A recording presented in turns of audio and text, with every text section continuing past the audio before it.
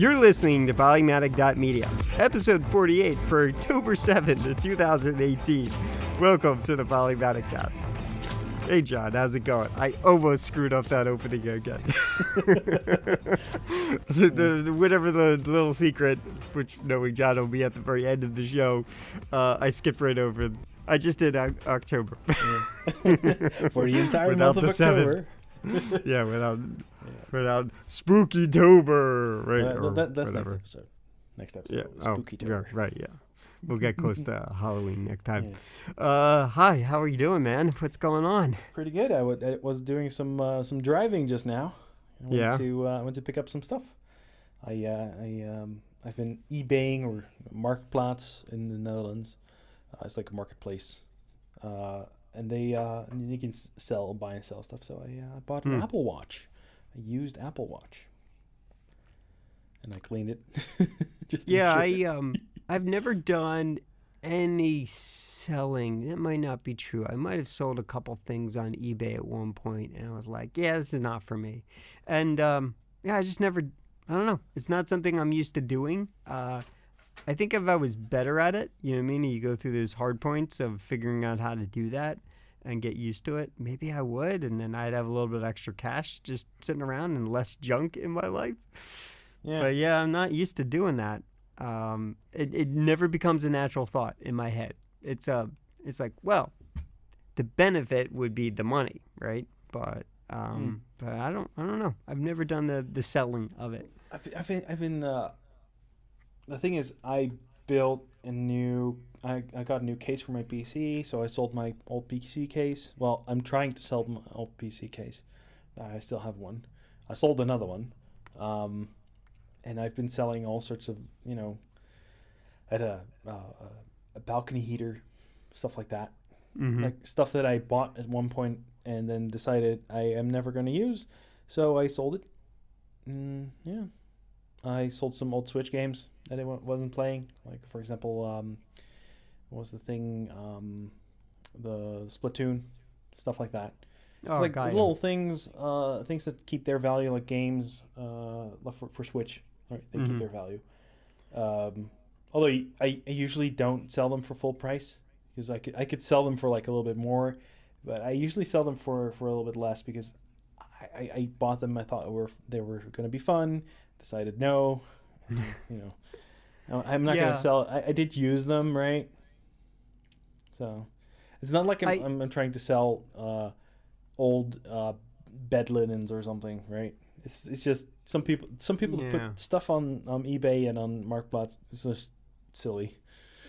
There used to be a culture on eBay where people were selling things, and now it's also it's super filled with people who are making their virtual stores. And their virtual stores are basically like crap out of China directly. I mean, you see a lot of people, that's how they get tech parts or whatever. They're literally the brand new parts. They're just being sold using eBay as a marketplace mechanism, and one that's not really accredited. Even those seller ratings are same thing with Amazon. Amazon's got its own like false customer review problems and all that stuff. So I don't know. There is a big old problem with all that stuff, and I remember the early days when it was just people selling things back to you, which is interesting contrast. And I don't know last time I signed in eBay or looked. I don't know, but eBay is good for other stuff, like for example, props and getting parts for things for 3D printers and stuff like that. Right. That's what I use eBay for. But over here we have Marktplaats, actually just more like Craigslist. Right. Okay. Yeah. The problem with that is that over there too, there's like companies that buy ads on there to sell their secondhand Apple stuff, MacBooks and things. And if you go into one of these categories, like you have like 3 pages of ads, and then you get the actual things from people. So it's kind of hard to find. I don't think I knew about Wish.com, right? And I only became aware of it because of whatever Good Mythical Morning they were doing, whatever they did this. Well, that's good advertising on their part. That's good advertising on their part. Yeah, but they weren't listed as a sponsor. I mean, good for them, yes. And so they were trying to play a game of guessing whether it was a Wish.com knockoff or Yeah. not. And no idea about this place. And so if you're really trustworthy and okay with that, I mean, you got to really kind of something is not correct about that. I suspect it's probably just like probably a Chinese funded company that is selling all these basically knockoffs, right? Yeah. And setting up a marketplace for it. And if that's all you want and you're good with that, that's fine. It's the questioning of whether you trust who you're giving your credit card and information and stuff to, Well, given that's the all the drop shippers, right? cybersecurity things today, right? That's the What? drop shipping thing, right? Maybe, possibly. I mean, there's a lot of Cafe Press, and I don't know about Shopify. I don't think Shopify. Yeah, Well, but- Shopify, people can create a Shopify thing, and it can be drop shipped from anywhere. I mean, there's a whole set of podcasts that deep dive this topic Yeah. of like, the sort of people creating stores out of nothing kind of Mhm. scenario. Where they're not really, there's a person behind it who's just selling crap and buying Facebook ads. Yeah. Yeah. For me, it's mostly getting rid of the junk in my life, right? So I sold some of my DVDs. Wasn't watching like the old DVDs. Like Mhm. sold them for like a couple of bucks. So if people are happy with that, that's fine with me. I don't have to make like a billion bucks out of it. Right. I just You want to recoup something, recoup some right. of the funds, right? Yeah. I usually I'll just give stuff away, like if I've Oh, that replaced too. Yeah. a whole bunch of stuff with Blu-rays, and I don't even do that now. I mean, I literally am just now. I know that I'm putting all my eggs in one basket, more or less, and I'm not doing it heavily or dramatic. But I'm going in like, oh, I really like that movie. I'm going to go ahead and buy the Amazon Prime, whatever on Amazon Yeah. Prime, rebuy it that way. And then I have all these Blu-rays and stuff sitting around. The only kind of exception to that is maybe like anime, where I might buy that Blu-ray or DVD set for myself. Predominantly with the idea, the delusion in my head, somewhere along that way, I'm going to rip the Blu-ray and I'm going to make an AV out of it for myself, right? And what ends up happening is I never have enough like free time in my week or anything, or I have that, we've had this conversation before, but the priority of where I spend my time, and there are a few things that I need to focus my time finishing first before I'll let myself move on to another project, because it's just this wandering problem. So I have some AV ideas in mind, and I'm like, all right, no one ever buys me this gift because, buying the season costs like $90 still on Blu-ray. Yeah, that's kind of insane. And so, or even $45, when we do our gift exchange, most gifts are like, they won't go past $30 gift value things. Instead of thinking about the gift, they think about the cost first. Yeah. Which is, I get it. When you got to do that with 15 other people, I totally understand it. But from that perspective is, at some point, I'll probably just buy it, myself, get it for myself, and rip that stuff, and then have that footage to work with. And one day, somewhere in the next century, I'll work on the idea that I will have long forgotten the concept for by the time I'm ready to do something about it. And there'll be something more distracting. That's kind of the involved. thing, right? So I was looking at I bought OmniFocus. We talked about this last time. Right, yeah. I did buy it, and I've been using it, and I've been putting my ideas in there. So Yeah. I've also been listening to Hello Internet with CGP Grey and Brady Heron. Yeah. A very good podcast, by the way. Very entertaining. Very good in the two dudes talking category, as we seem to exist in as well. And I'm going through the old episodes because that's what I do. And I was listening to him discuss OmniFocus. I was like, yeah, funny. the way he does it, he throws all his ideas in there to get them out of his head. And that's a good idea. I never thought Yeah, about that. And that's and I've been writing stuff down, but I keep forgetting where I left it. But putting them in there and just letting them be there as like, okay, I thought about this. I can add more if I want to, or I can just let it be, and then eventually I'll get to it. And just getting that's it out of your what brain I is such a good feeling. that's what I do with Keep, right? Google Keep. You can, I don't know how well it's Yeah. focused or not. You can just see it goes on forever, and you know, some of them are little No, snippets it's not to. it's not in detail. It's more like I can put the premise in there. Like I could say, okay, a little tool to help me open up jars, for example. I have an idea Hmm. for that. Let's Right. say I Yeah. have an idea for that. I can just put in idea to open jars with chainmail, whatever. And that's my idea. I just put that in there, and I can forget about it. I can come back to it. Or my automation thing that I built, Controlisto. That's the thing I'm working on. I have some ideas for that. I can just put them in there, and I can forget about them. Or I can set a time when I want to have them done. For example, if I want to work on something for like a video or something that I need to do for the end of the month, because at the end of the month is Halloween, and I need to do some drawings for Halloween, because that's a Yeah. tradition. I need to do that, and I have some plans. So this stuff, and I noticed that OmniFocus is pretty good for that. Just putting that in there and keeping it in the context that it's valuable. So if I say, for example, I'm working on my projects of my own, I can just set in there. It's only for when I'm tagged, when it's tagged home, for example. I can put that in there, like development for home. And then it will see in my area where I am. It will know I'm home, so it's nearby. So it will list things on the distance. So if it's nearby or far away. So I can only do the things that I am doing near my house, which is great. Allows me to just focus on that part. This is probably where the name OmniFocus came from, but yeah, it's so far it's been good. It's been good, really good. It's not. I'm not gonna try to do the same thing he did, where he's like automated everything.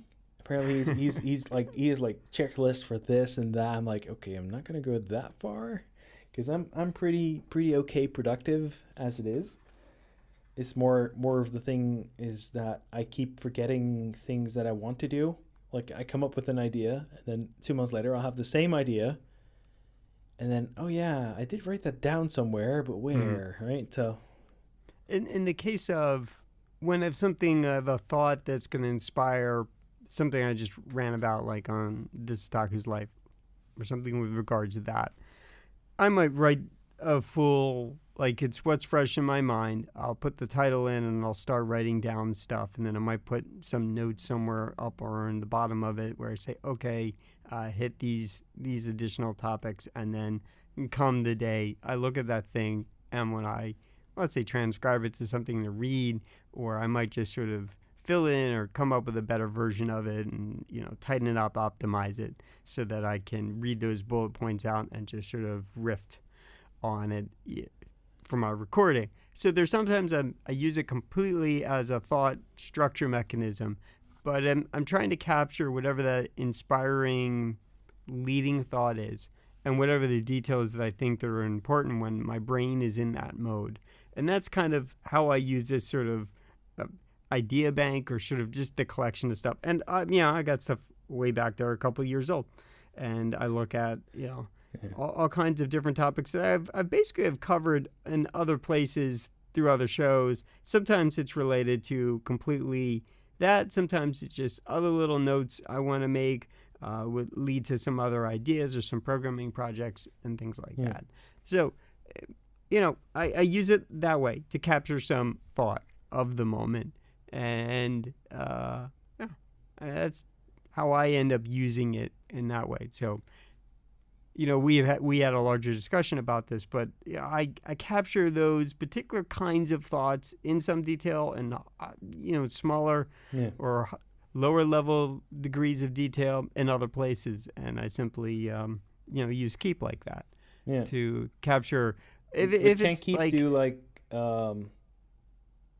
can it do like repeats and stuff? Like it repeats every 2 weeks or something like that? No, and that's what I use regularly for. Okay. Yeah, and again, you should probably find a version of that in iOS. Oh, But like for I have example, both today Android it's and iOS devices, so right. I'm fine. Okay, so on your Android device. So for example, it was reminding me. It's not pestering me because I told it not to, but it was like, oh, Polymatics Day, you got to record, and I just checked it off, saying that that's what I'm doing right now. Yeah, So it that's what won't I bug did me just again. did on OmniFocus too. Yeah. So I and bought I this. I use. bought this application for like $70, so I might as well just use it Oh first. yeah, right. Use its features to its fullest. Yeah. I think if I that's where you're gonna so, spend most of your time and that helps form your habits positively, then you should do that. so In I've this been trying to case, figure out how he's doing the automation part, where he's like, if he has a new project, he creates like a checklist. He has like a checklist of things that he needs to do for like a video release. mhm. So I've been trying to figure out how you would do that in this application. I'm still very new to this thing, so Mhm. I will figure that out, and I'll check back. I'll write something about it or something. How to do Yeah, that? make a video, show Yeah, up people. because Yeah. there's some API stuff that you can do with it, so that's pretty cool. Yeah, Interesting. so Had some if this then today's that. today's conversation piece or topic is, whatever we're talking about. Whatever's on our mind. YOLO. So there is no real structure to what we were going to talk about. We were talking about eBay at some point and selling and Craigslist and whatnot. I was Um, I was going on. I was a little bit late today because I was out trying to get myself an Apple Watch, mhm. and I had like 2.5 hours to get there, like and back, which is Yeah. was fine. It was like a 30-minute drive, but there was traffic. There were people in front of me at the ATM because I needed to get money out of the ATM. There Mhm. were it took so long. It took so long. Took longer than you thought. Yeah, way longer. Yeah. I would have been back like with an hour to spare if it wasn't for all the stuff that happened. It's like too much Yeah. stuff. So Yeah. you can get stuff for cheaper. The problem is that you're probably going to have to do something for it and run some risk, which is also one of the things that I've noticed, Mhm. that there's people out there when trying to sell things, they have a habit of saying, I ran into people who had new accounts or like a month old or maybe 3 months old, and they were saying, "Oh yeah, if I pay the price plus the shipping, can you send it to me instead of picking it up?" And whenever I do something, I sell stuff through eBay or Marketplace, I always have things picked up because then you see the people, Right. they know you're not messing around. They know, right? Mhm. And I know that they're coming over, right? And that's worth a 2-hour drive. Well, I didn't know it was going to be a 2 hour drive. It wasn't a Right. 2 hour Oh, I drive. It got was it. just a With two all the hour, variance 2.5 involved. hour trip. Yeah, that's what it ended up being. Got ya. Yeah, it was like Um, an hour maybe. Yeah, I'm not. I don't normally do those things, and if I'm, I hold on to stuff, and I keep most of the things that I value, like microphones or soundboards or whatever. I use them to their fullest advantage until it's up to a point They did. where the timing is right, where I can afford to do something a little better, and I will hold on to things. So, like mics, for example, there are 5 mics here. They're pretty good mics, but we've had humidity issues in this basement until I got a real, like a humidifier I can turn on in the room. A dehumidifier, I hope. Dehumidifier, yeah. And so part of that whole issue is some of those mics were 7 years old, more than 5 years old. Our general podcasting behaviors have been over a decade. And some of those mics didn't last 10 years, but they lasted at least near half that, and they burn out, right? Okay, so go spend some money. So you spend some money times 5, and it does compound itself in cost. Yeah. So I definitely want to put some slightly better microphones on here. While these are in great shape, but that multiplied by 5 hits thousands of dollars. But Okay, but so you that's a wouldn't buy thing. anything like that from eBay, right? I would never buy anything like that from eBay because why are they getting rid of it? Yeah. There's always a question there. And what part of buying something that is in good shape, new condition, is its reliability. That's the perceived nature of it. Sometimes you'll get a mic that you buy and it's Well, basically junk immediately, and then you can return it if you're within the warranty, or you just cut the costs, eat the cost and buy another one, right? I If did it's sell like my a Zoom $100 H1. thing. Hmm? I did sell my Zoom H1. Okay, yeah. Yeah, so it was still in good shape. It was maybe like 3 months old, Yeah, and because I was using my it, and then I just not, and I sold it. So my Zoom H2 is still sitting in the back area there. And the reason I got rid of it is because eventually it got old enough there was a problem. My H4N, same thing actually, I think it was pretty good. I think it's in good shape. I wouldn't call it bad. I don't think there was any real issue with it. I was just ready to upgrade. you just wanted a newer, shinier toy. I wanted something a little better. I wanted something that was, Mm. you got through. There was a point in time where I wanted something a little better, and so that's what I bought the F4 for. So I have a spare unit if I need it, right? And then also like the way we record, if I really had to, I have, I can connect up to the board directly and pull back all that I need from it for recordings. So I have backups upon some backups, and while it's maybe 1 degree, maybe 2 degrees in some cases, there's some value there. So in my case, sometimes holding on to equipment is an okay thing, is a good thing because it gives me options later.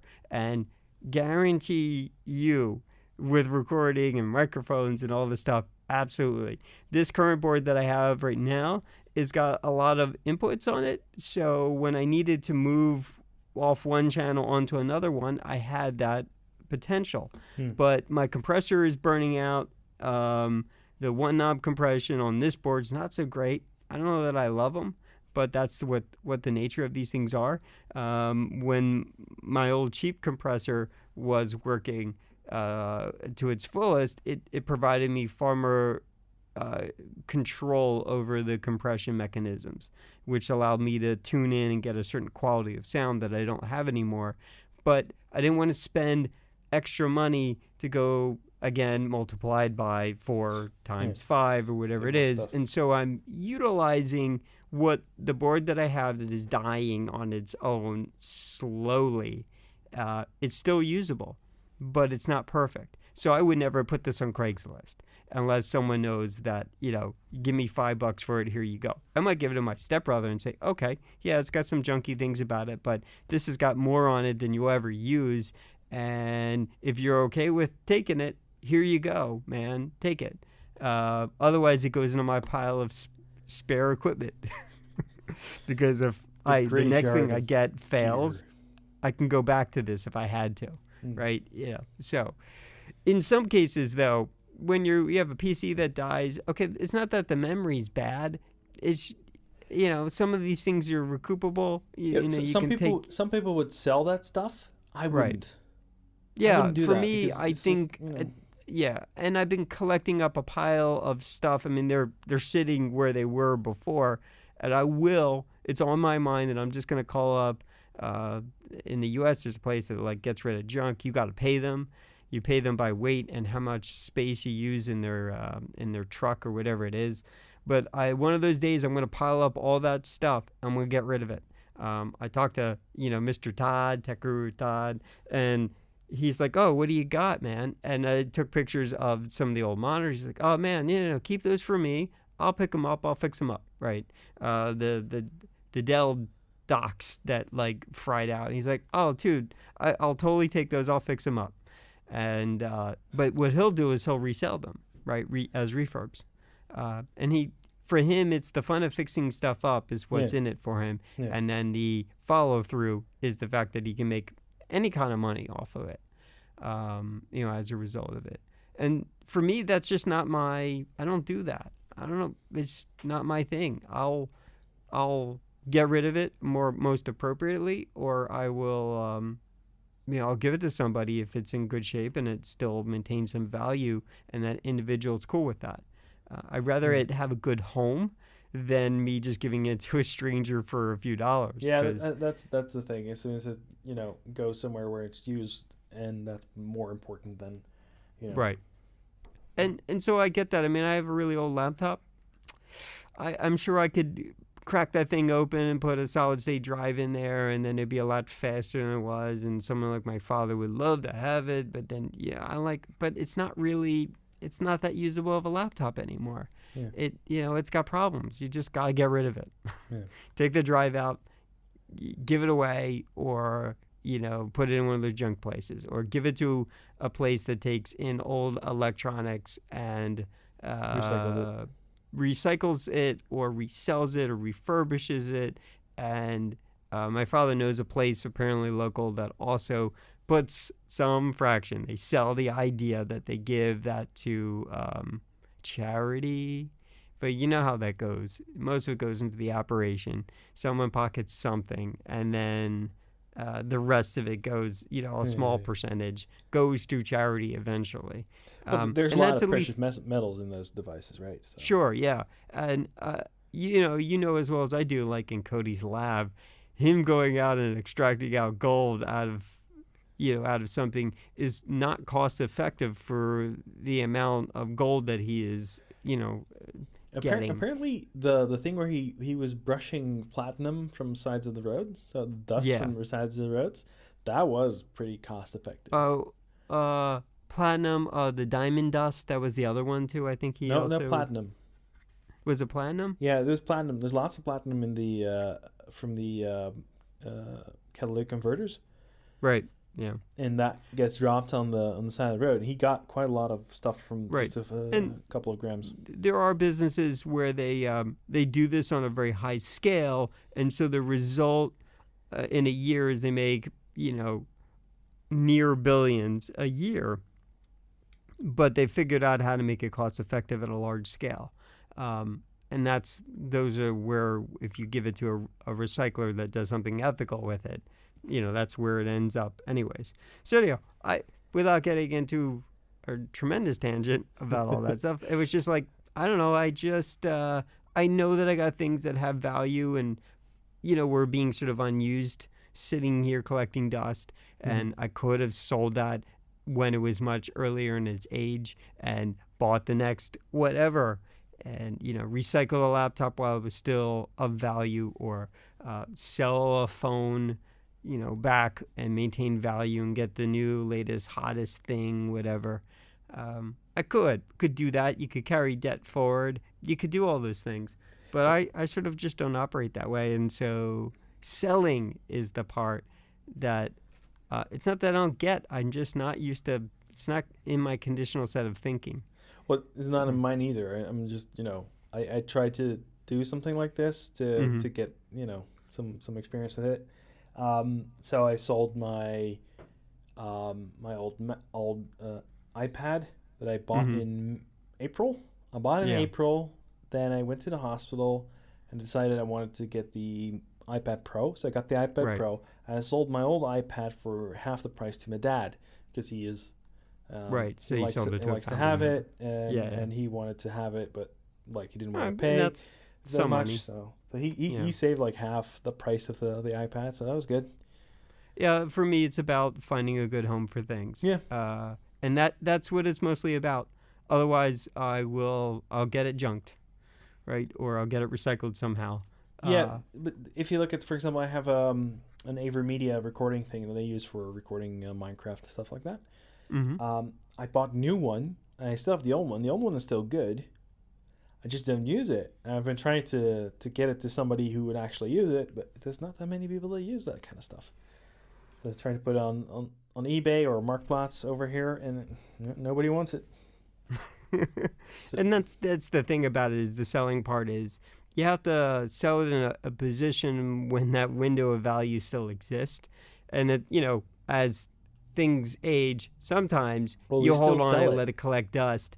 It will increase its value. As long as they're still selling it in the shops, then it still has its value, and you can get it for a lot. You can sell it and get it for a lot cheaper. Did you do you listen to Polymatic.media's startup? I did at first. Yeah, but you haven't kept up with it. No, I couldn't. Yeah, there was I guess the last season weirdness I didn't like the church planning conversation. It's not that it wasn't interesting, it's that in my day-to-day I basically skipped most of those. So the guy who founded Gimlet, right? One of the founders, right? The main guy who started with the original Alex, I want to say Bloomberg, I think is his last name. Mm-hmm. I know that I'm screwing something about that. That's why I hesitated to say the last name. So I'm probably getting that wrong, but he started up something anew, another show that he is basically the host of. I think it's called Without Fail. It's good. And through startup, you know how they sort of self-promote other shows by annoying playing another one of their shows inside one of their shows when they're like or the end of a just season putting an or something. episode of something in another series. Yeah, but they, feed. they're leading. They tell you that. So they played, and I don't know if I'm pretty sure I did not listen to this and Without Fail. Maybe that's the next episode coming. I don't know, but he was talking with I want to say Sophia Amoroso or something like that. Anyhow, she had created something in basically in the 2000s, like early internet time, called Nasty Girl, where she was selling vintage clothing on eBay. And she turned this whole thing into a very profitable business for herself. And of course, it sort of blew up and failed after it got saturated with venture capitalists. And I only am aware of this person or the whole thing because on Netflix there's a show called Girl Boss, which was based on a book, which is based on this person's actual real life. And it's interesting how we're like eBay selling for her. She turned it into this unique opportunity, and it turned about and became a very profitable thing. While she didn't come out walking away as a millionaire, the business was doing well, right? It was making millions. And, bubbled up into this very large thing, which then created a toxic culture. And then with venture capitalist money, it sort of, self-defeated itself. But it's interesting how there are some of those success stories where using like selling stuff, they turn it into a business and a productive business because they not prey, but they've figured out people's habits and behaviors in selling and buying. Yeah. And then seek that out and then cultivate something directly out of that and create a business out of it. So I thought that was interesting, and that was a more recent thing that came up that I thought was interesting. So. But you've had the Apple Watch for about this is the last generation. Hour. Yeah. Yeah, so it's Series 3. Have you had any of them before? No, it's the first one. I did have a Motorola. One of the Android watches? Yeah, one of the Android watches, and I had a Samsung Gear with the round watch. Whatever. I made a 3D printed thing for it, so like you could change the color on the outside. That's cool. Yeah, that was cool. It was easy to print too. It's still in Thingiverse, if you want to find it. I've been thinking of doing something with. I saw Makers Muse did a video about making money with 3D printing. I've been thinking of setting up like a little print thing where people can just sign up like nearby and just send me their models that I need to print. And then I can print them for money. Like at first it costs to see if it's valuable, if it's good enough, and then maybe try that. I registered a domain for that because why not? So I found you can get XYZ domains and they're very cheap. So I got one of those, and it's actually applicable because it's a 3D printing. Because of so 3D. Funny. So I've got a good one. So I'm gonna try to see if I can get a name out there for 3D printing. Yeah, the whole idea of one of those fitness trackers or in a watch is appealing to me, but it's a small little cost that I don't really need to spend money on. I've been sort of watchless for a long time because I have plenty of devices around my life I have that give me time too. and date. I have a Fitbit too. Yeah, and so I looked at that and I thought, well, I mean, they're expensive, but they could be affordable at the same time. And while there's some value in my brain about having a good study of my behaviors to encourage me to do better, I don't want an Apple product, and I don't live in an Apple ecosystem, so it won't really completely add value to my normal sort of life schedule. And anywhere where you're outside of sort of the Apple ecosystem, they haven't really thoroughly figured that out or haven't put any real effort into making that better. adding that as a value add, let's say on Android or even a Microsoft world. Well, they've tried. They really haven't put a full set of effort on it. They might make a piece of hardware and they might write some software and grade, whatever. But it just isn't a complete accessible mechanism, right? And so it's an interesting thing for me where I'm interested, but I'm not really interested. And then on the non-Apple ecosystem approach to it, Android Wear, Wear OS or whatever it is, has been okay because the hardware has been okay. And I've not seen. Okay, so I recently saw a Verge video where they were talking about some Fossil watch, and I couldn't remember. I was not paying enough attention. Where Dieter was talking about this, and I think he was saying is something about, he made a comment about how the Fossil watch is really nice piece of hardware, but it's a little underpowered for the new Wear OS. And I don't know if that's the new device or if that's a new piece of hardware, or he just loaded the new OS on the old piece of hardware. I don't really know. But every time I look at one of those pieces of hardware, they're kind of a little expensive, and I don't know if they're going to merit enough value. And then the marketplace is sort of mild. It's not really, not a lot of value is coming out of those devices, and it depends on what you need it to do. And the only real value I want is it to track me and be a watch. I don't need it to be a video phone. I don't need it to be a cell phone without my phone. Like I don't need all of that interconnection. I'm already generally pretty annoyed about managing notifications as is, and I've got it pretty conditioned down to swiping away or deleting things, that's on a daily basis with my phone. That's why I think the Apple Watch is better for me than one of the Gear or the Android watches, because it doesn't have all that crap, right? It just has like the things that you need, basically. So I've been looking at other people's habits when dealing with that thing. So my boss has one, and he's just been using it for like the basic stuff, and it's just a tool to him. So I think that for me that would also be a good idea to just treat it as a tool, and getting things integrated on it, like for example the circles thing. Apparently that's been very addictive to some people to get more active. So that's the thing that I want to try out, see if that works, and if it doesn't work, then I can always just sell it or give it away for Christmas to somebody. Yeah, I guess so. It wasn't expensive. I bought it for $225. Right. Okay. So not the full Euros? cost of No. Series And I got 3 it for cost. $220 because he didn't have change for 10, so I got Got it you. cheaper. But then again, he did give me a U.S. charger instead of a European charger. Right. So Which clearly he grabbed it on his way. He must have broke his Series 3 or something in the airport. Yeah, something like that. Or something. But I see the value where I could, again, use it as a tool, not a complete thing. And that is probably how I would use it.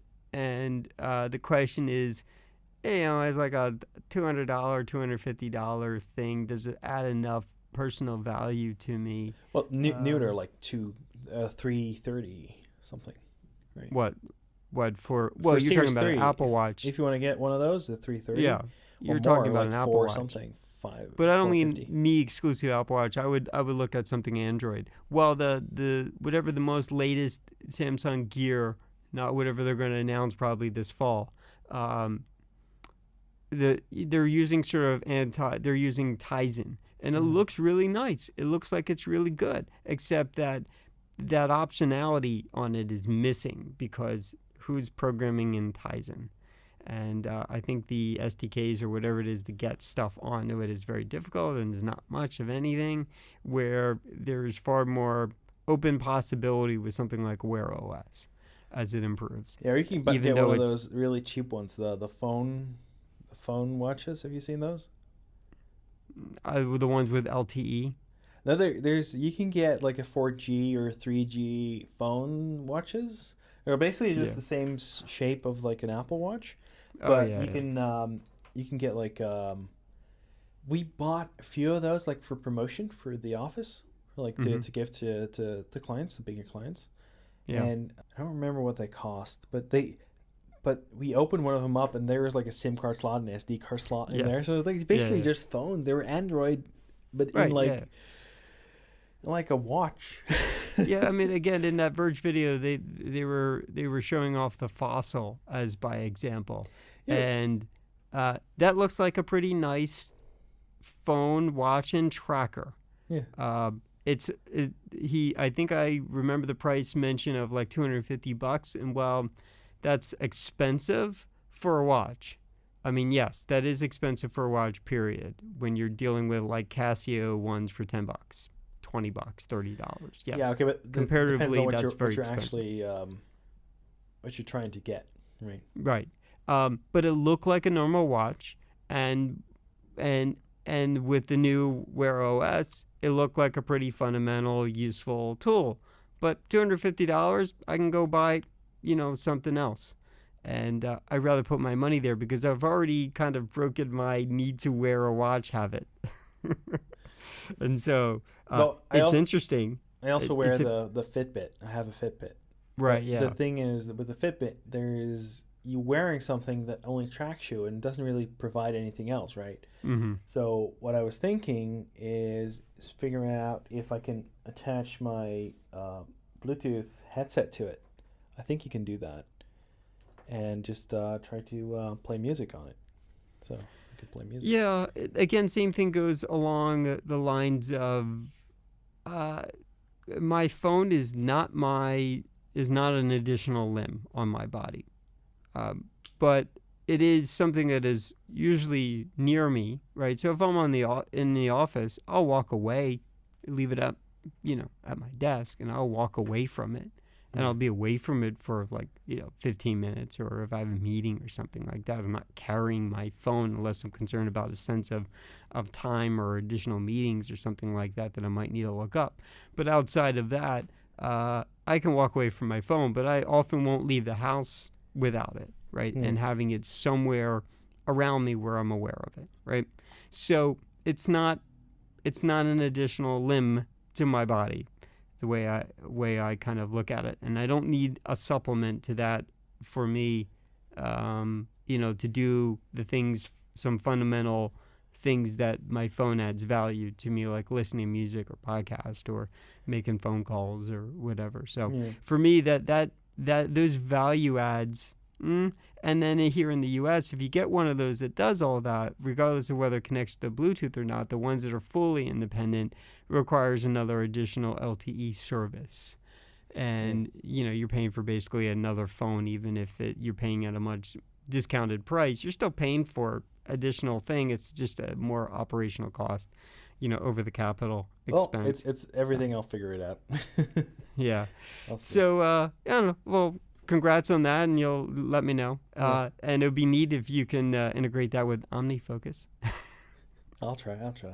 I'll see if it actually works. So I pre-ordered, and it came, I think, a week earlier than I realized. But I bought the Jaybird X4s. Oh, okay. I've been wanting to have an extra pair of X3s around me. And I've noticed that the X3s, I mean, look, $130 is still, it's not, when you look at in terms of headphones, wireless Bluetooth headphones, it's not cheap, especially, again, same kind of comparison. When you compare it with your $10, your wired headphones, high quality earbud headphones, not Bluetooth, for $30 or something like that. Yes, $130 is a lot of money. But I have yielded so much wonderful value out of those Bluetooth headsets. It's all worth the $130, especially when you compare how much I paid for the X2s. It was like $160. And But that even wasn't with like even with the $60 that I spent on the Freedoms. Freedoms, they were pretty good. Yeah. They're not, And not so like the greatest, but they're Yeah. better than most. And I haven't So- broken them yet, and it's been a year since I got them, so that's pretty cool. I usually my headphones last like 6 months. So Jaybird was they're bought by wireless. Logitech, and the price didn't get bigger; it got lower. Mm. So when the X3s came out, they were 130, and that was about the time they were just bought. And so what they did is the X3s are now $100, at least here in the U.S. It Mm-hmm. might be a little lower, and the X4s came out, and of course, since they know who I am, I'm registered, I have the app, all this stuff. I got an email and I pre-ordered it a good 2 weeks or 3 weeks in advance, and then it showed up, the week earlier instead of the week later. And so I like them. They're as good as the X3s, except they're a little bit thinner in profile. They're a little faster. Their quick charge time is better. Yeah.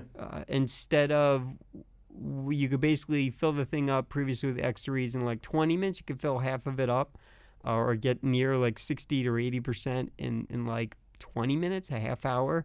Where on the X4s, you only need like 10 minutes to get to that 50, 60%, 80%, or whatever it is. Yeah. Though if you let it sit there and do a full charge, it takes longer than that. It could take 40 minutes or something like that. But given the fact that it gives you a pretty good 8 hours back. They're as good, they're a little better. There's a couple little things that come along with them that are a little better. The earbuds are still, you can still get comfort earbuds and swap out and get more options out of it. The wings, the little Jaybird wing tips they have on it are better on the X4s. So the price point on that, at least pre-ordered, was $130. Yeah, it's 130 euros here too. Yep, and so I noticed that the X3s, which are still an amazing product, right? I mean, still an amazing product, is $30 less. So if anyone, I still highly recommend the X3s. And if you're a person who doesn't want the old model, then get the X4. It's going to cost you an extra $30. The advantages are it's like that TikTok thing. It's like the whatever S, right? It's still a slightly more streamlined version, but I didn't know that going in, right? I pre-ordered it. But the whole point of it when I started this whole conversation piece regarding this was I wanted an extra pair. So I waited out long enough. Instead of just buying another set of X3s, I just ended up getting the X4. So now I have an extra spare, and I put the runs, sitting here in the house. So if I want wireless headphones in the house, I could do that. And the value add is I could, for most of my work, they listen on one set of earbuds, and I take breaks. Like I got to listen to the world, or I had a meeting or something. And what I'll do is I'll charge the X4s and I'll pull out the X3s. And I'll always have like surplus available to me. Yeah. So that's the value add that, this is where most people would sell their X3s to get the X4, and it only costs them $30. And fantastic idea. Okay, maybe they get way less than the price of $100. Well, you can get new tips. You don't need to. You just pop out the earbuds. They're exchangeable. That was one of the value adds to the Jaybirds in general. And I still have my X2s, and I haven't charged them in a while. They're sitting in my personal laptop bag. So if I'm in a case where I have another set. So I have a high availability of these things. They're accessible to me. So that's where some of those cases where I did sell the old thing to get the new thing, have been a cost benefit for me and my behaviors. So, I really enjoy them. And I still recommend them. I recommend both of them, actually, X3s and X4s. Okay. If the $30 makes a huge difference to you, get the X3s. They're still an amazing product. The only one thing that I didn't like about the X3s is their little charging station had a little bit of a detachable USB cable, a short little USB cable, where on the X4s they come all sort of wired. So I can still use the X3 cradle with the X4. And the X4 cradle, and then, because the unit is a little streamlined, it clips in a little bit easier. It's a little better. But it's a wired cable, and one of the only kind of advantages of the X3 cable is I could pop off that little short USB thing, and I always had upstairs, I always have a USB lead that's close to me. That's the not USB-C, but micro. The micro, and I could just pop that guy out, and it's sort of attached by like a small Yeah, little I bungee think the Freedom has the cord. same short cable thing. That's what I use. Yeah, but is it wired? I think it's wired though, right? The cradle isn't detachable. It is detachable. There's like a No, no, I don't micro mean USB to. on it. Oh, okay. Yeah, So right, so the similar cradle is on the X3. yeah. So on the X4, it's a wired cable. Oh, well. I mean, it's not a huge thing in most of my scenarios. You can put it on the side of the laptop, Yeah, but whatever it is. if you want to charge it while you're using it, You can't. No, if you're charging the I can headphones, charge the Freedoms with while listening to them.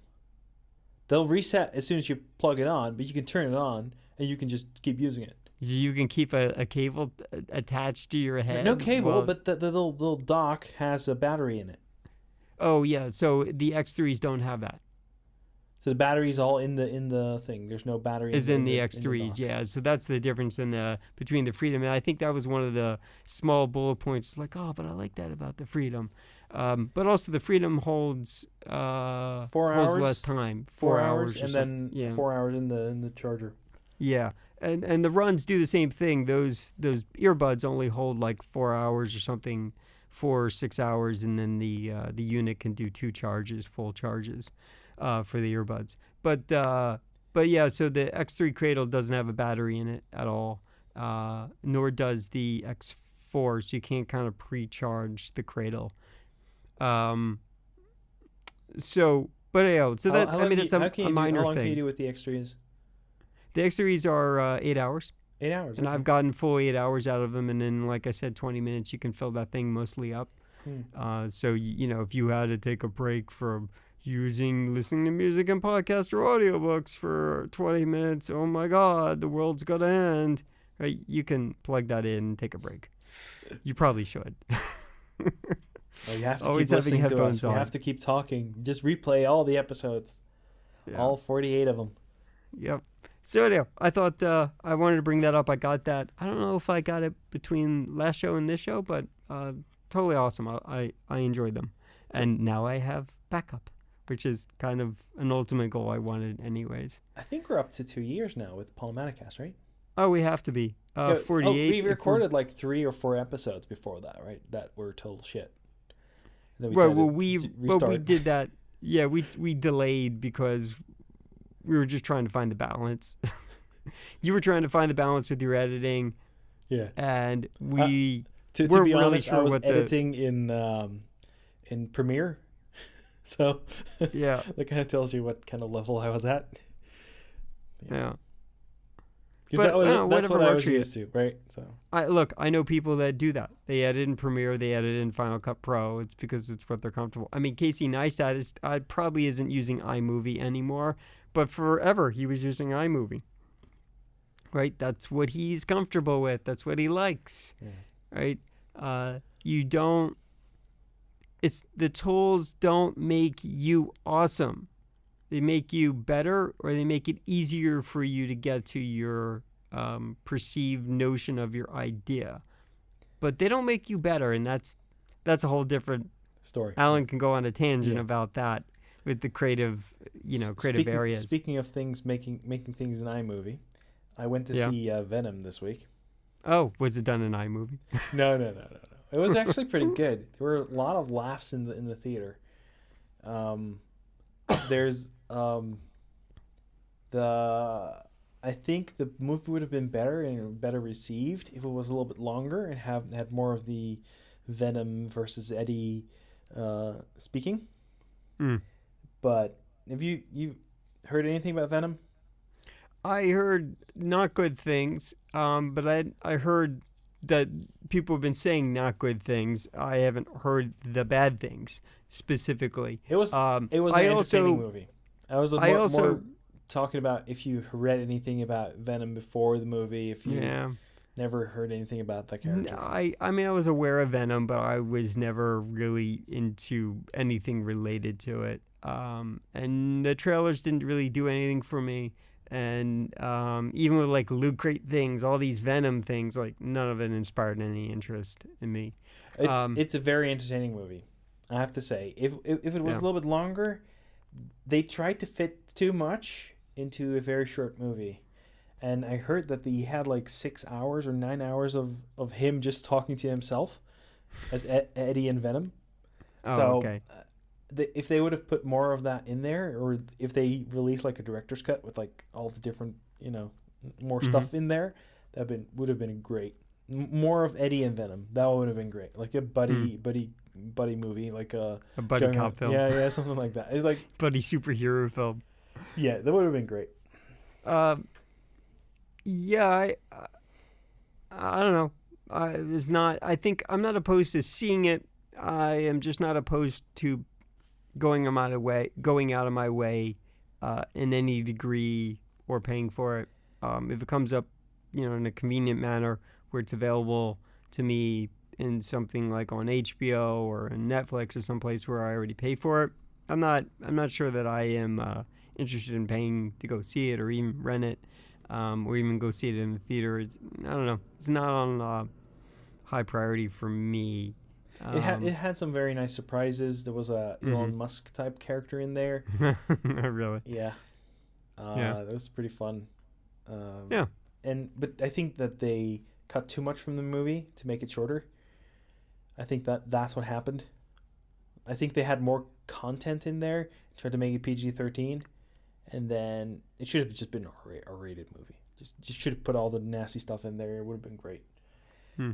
But one of the cool things at the end, so there was a trailer for Into the Spider-Verse on there, and at first I was like, yeah, I'm not gonna like this movie. Then there was a Spider Pig, like actual Spider Pig, Spider Okay. Pig, Spider Pig.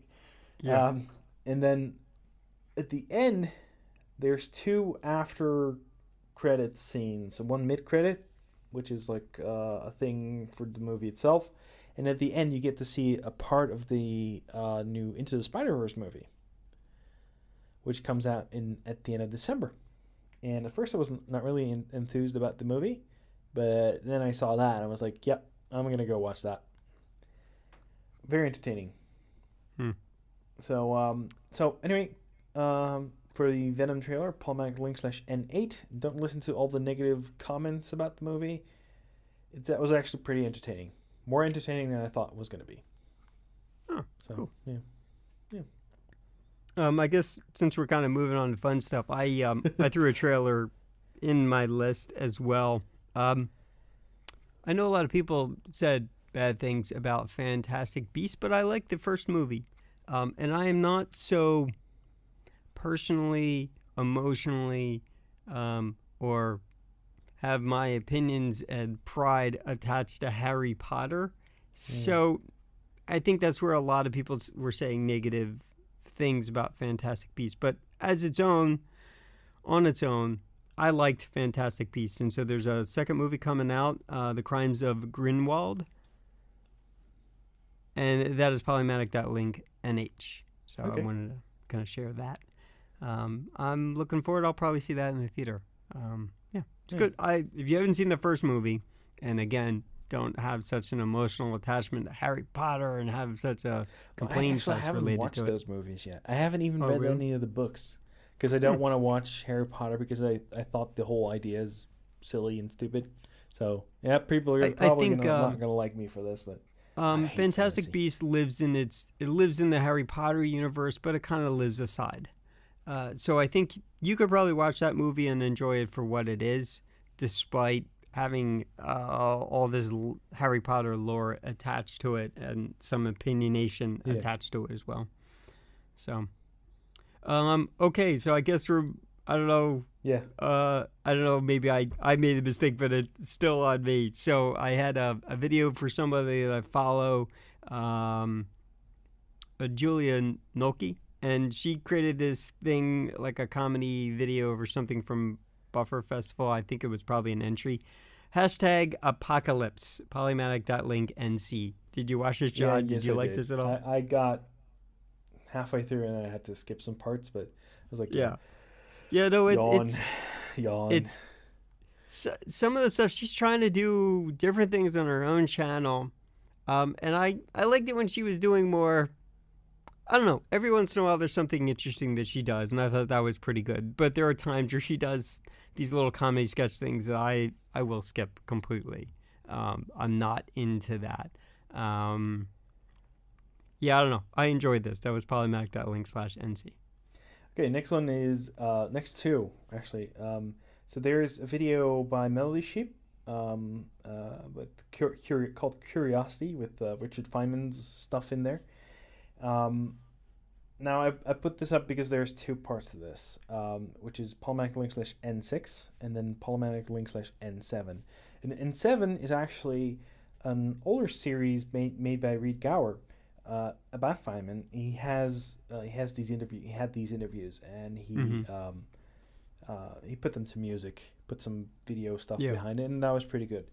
But the Curiosity thing is very dubsteppy and like lots of stock footage and stuff. Now in the Yeah. other series also lots of stock footage, Yeah. but you can see the difference between the two versions. Like the Melody Ship one it's fine. It will probably attract some more people to stuff that Feynman did, but it I don't know. I couldn't.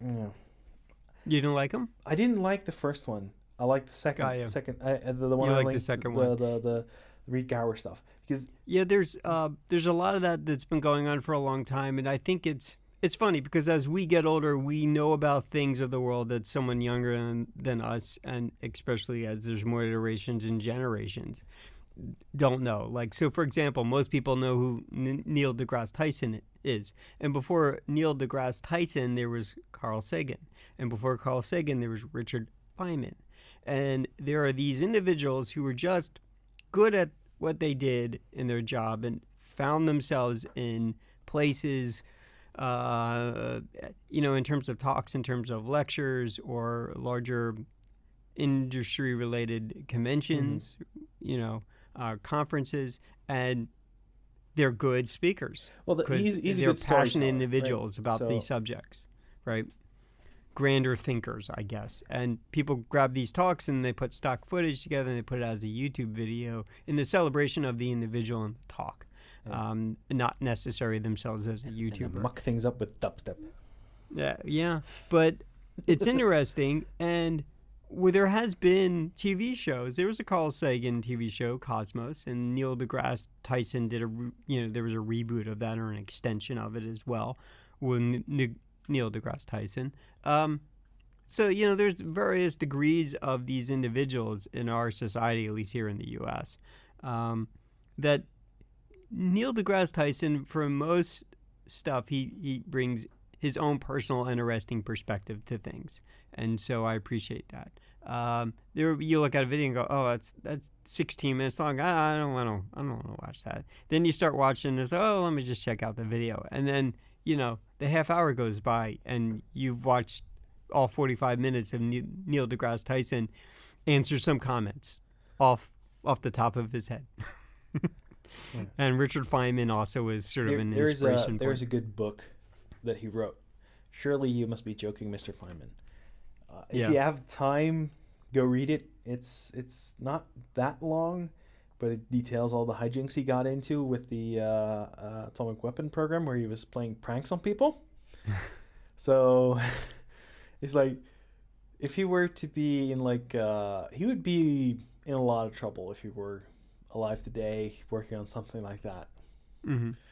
So, yeah. And just to give an analogous to, these are individuals talking about science, physics, and space, and and we also have Hawking's was in our world to know, up till recently, but he was also another inspiration and very intelligent component factor of a lot of people who are into science for their career or of their own interests. So I think there are values to at least listening to the talk, whether you care about all the stock footage that inspires you or not. Yeah, so if you want to do that, just go to Polymatic link slash N7 for the better one.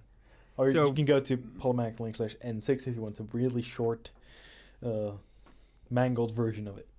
Yeah. Okay.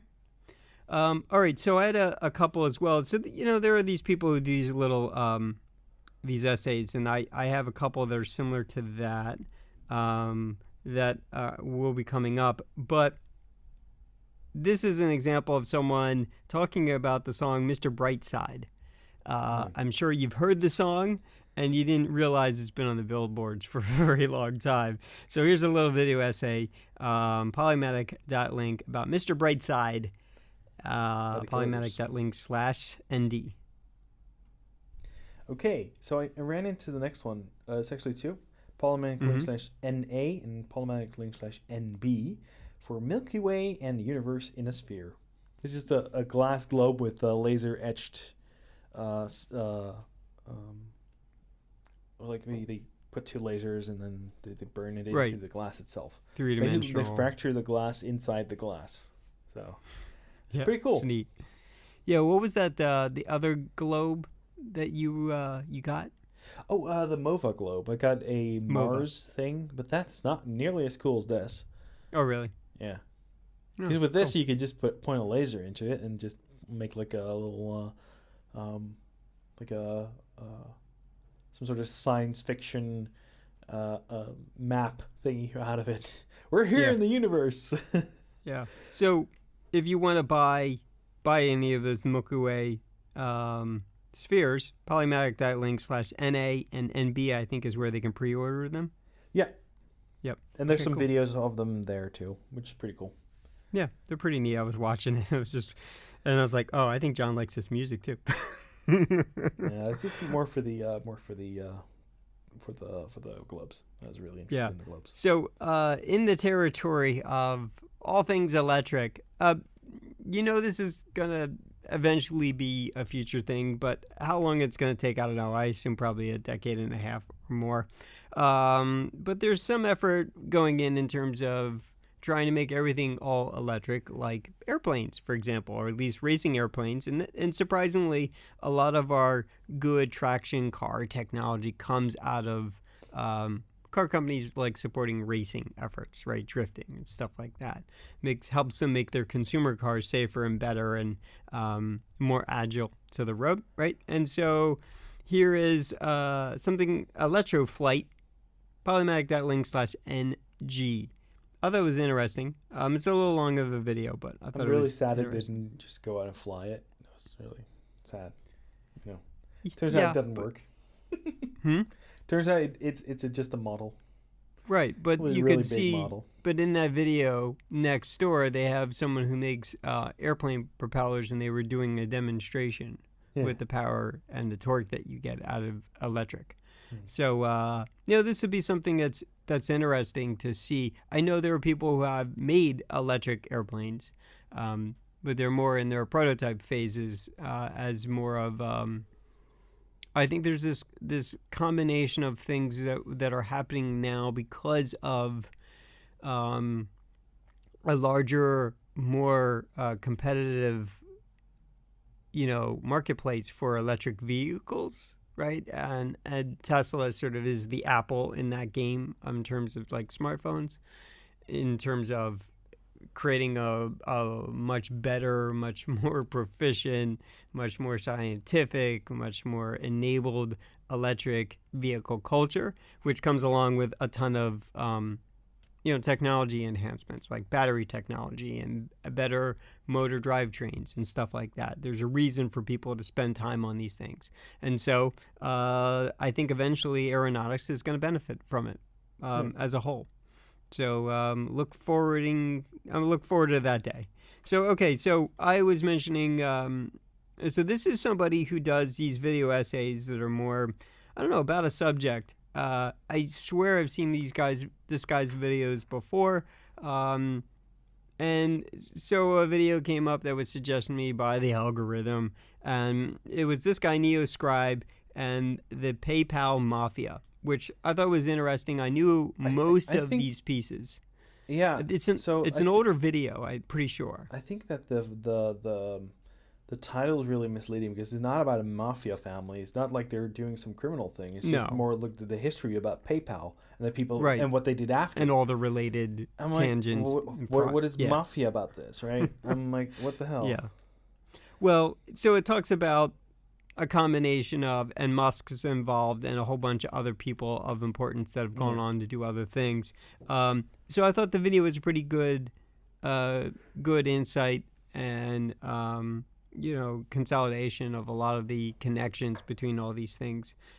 It's interesting because I remember a lot of this stuff. I had a friend who had XBank as his first online bank ever, and I remember PayPal being introduced attached to like eBay and all of that. I was around when all this stuff was happening, so I was a semi-participant as on the other side of this experience. And I had a friend who dug deeper into about PayPal and found about XBank, and then switched his whole bank to them and this whole thing. So I remember a lot of that, and it's interesting, and I know where the founders, where they came from, YouTube. So it was an interesting video for that. But this video, I think, that was Polymatic.link/NE, but I think this one is probably more interesting to John, and I'm sure he's got an opinion and a disposition to it. But 3D metal printing, to be honest, another I couldn't NeoScribe get through video. The video. To be honest, I couldn't get through the video. Yeah. Polymatic.link/NF. I thought it was interesting. I know that people have been trying to work on this, but I think desktop metal is making an effort towards trying to turn it into industrial level, I guess. I don't know. So, but I thought maybe you would find it interesting, but I suspected you would have a very breaking After opinion. watching the entire video about the PayPal mafia, yeah, and listening to this guy drone on, and really, yeah, I don't like his voice. That's the main problem I had with this. And what I think is what he's doing is like he's taking parts from, and this is not like a thing that I think he's doing. It's more like I suspect he's doing. He's taking data stories from other sources and then making his own story out of that and just droning it on. There definitely are YouTubers that are like that. Like this guy does it with way more enthusiasm, but Matthew Santorum, I think, is another guy who takes other people's hard works and then just echo chambers it, right, with positivity, as like he's a pundit on the subjects. And so that's where I was like, yeah, I see what you're doing there, and I don't like that. So I totally get that point of view from you, and you might be very, very much right about that. I don't know, but I thought those videos were kind of interesting. So I wanted to share them. Okay, got some music.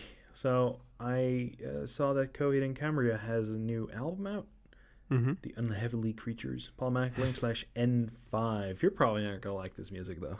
No, I don't like the music, but I was aware. I know who they are, and I know of them. And I was a little surprised, like, oh, John's into this? That's surprising.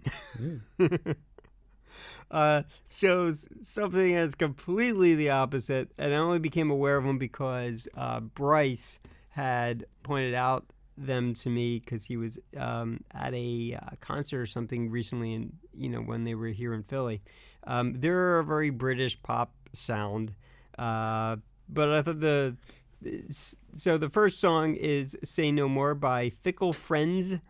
Polymatic.link/NI. I really like this sound. I like this song. The other video is interesting. I don't know if it's as maybe good of a song, but I thought the video was kind of interesting. Polymatic.link/NJ. So there you go. Fickle Friends. I sort of follow them on Spotify. So one day when I get a chance to listen to Spotify more, I'll be getting more familiar with their music, but I wanted to bring that up as a highlight. Okay. So we have one other thing. So we've shared this guy a lot before. I think we've shared like 4 or 5 videos over the 2 years. Sam Shepard recently died. Polymatic.link/N9 for his last video, or rather his father posting a video in his name. So yeah, that was pretty weird to see that happening. You don't see many YouTubers nope. See that happen. And he wasn't even that old. No, he's definitely not old. Yeah. So anyway, Yeah. Polymatic.link/9 and 9 if you want to see that Yes. video. Okay, I think that's it for today. I think it's kind of a downer to end on, but Alan, where can they find you?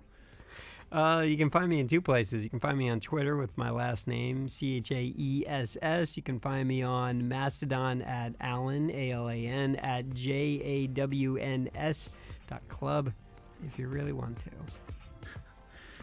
Don't at me, right? You're supposed to say that. Yeah. Oh, well, I was doing my own thing, unaware of that apparently I've been copying somebody else. But yes, don't at me. So you can find me on Twitter at WebDevie. For feedback, you can reach us at podcast@Polymatic.media. Our music is by Say Uns, which you can find at polymatic.link/ek. Our Twitter is The Polymatic. Our website is Polymatic.media, and I hope you tune in next time.